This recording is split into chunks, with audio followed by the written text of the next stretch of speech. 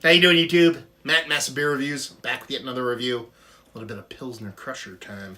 In the form of Interboro Brewing, it's their Bushburg Pilsner. I've actually spied this a couple times at a couple local beer places, but it's been kind of pricey.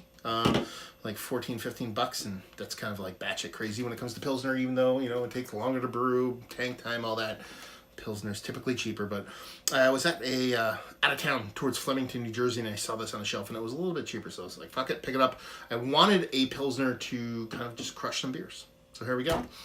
Bushburg Pilsner, Interboro. Come visit us, Interboro.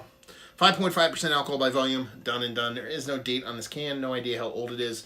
And what does it look like? It looks like your dad's Pilsner. It kind of looks like, you know, the kind of can that you would see from Old Style or, you know, Iron City or something like that. So it kind of works in that respect. So I kind of dig it.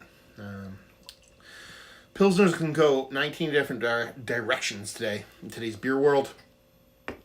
But when you're talking about, you know, the way beer is trending nowadays, with breweries making more traditional styles and how this can looks, I think we're going to get something a little bit closer to traditional. Soft haze to her, not magnifying glass clear, ever so soft, this bit of carbonation going on. 16th of a pinky finger, white as white could be had, done and done. She looks like a Pilsner. A bit of a soft, slightly unfiltered Pilsner, but a Pilsner nonetheless. Let's get a nose. Okay, there's a soft melon fruit component to it. It's not as bittering as I thought it would be either. It comes off a little bit more Kolschy in the nose to me than actual Pilsner. So I'm not getting like a huge kind of lager vibe from it, even though there is a soft lager effect to it. It's not super robust. The combination of it not being over the top kind of bitter and with a little bit of soft fruitiness, it just comes off a little bit more Kolschy to me than Pilsner, but she smells quite nice. Let's dive in. Cheers. Okay, that's definitely more bittering in the taste than it is in the nose, and it does have that kind of cool, kind of melon character vibe.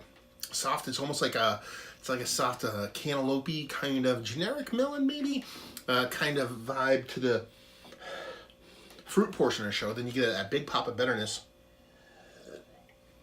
And by big, I mean relative to the size of the beer.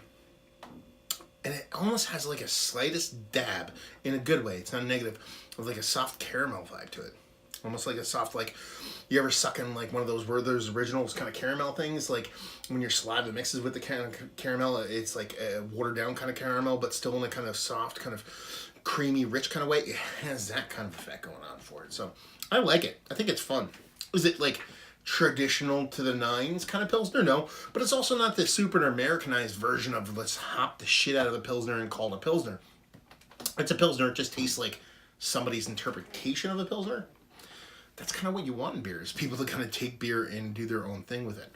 You know, hops or traditionals and somewhere in between. As long as it's a good beer, it'll play, and it plays for me because guess what? I think it's a pretty good beer. So yeah, soft bittering.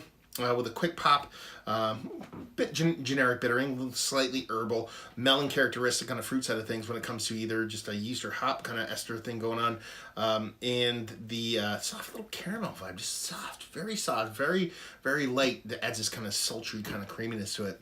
Done and done. Let's talk about it. It's one of the better Pilsners I've had as of late.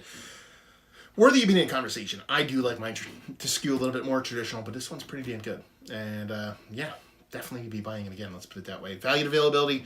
I think like it's 13 bucks for a 4-pack, 16-ounce pounders. I think that's what I paid for it. You know, and it's still a little bit pricey in the whole Pilsner world, but you know, that's a debate for another video. And leave you with, if you like you like this video, like this beer, is if you like Pilsner, but you want somebody to put their own mark on it. That's pretty much what you're getting here. This is the brewery doing Pilsner their way. Still staying true-ish to style, but enough to where it kind of gives it its own kind of flair. It's pretty delicious to boot.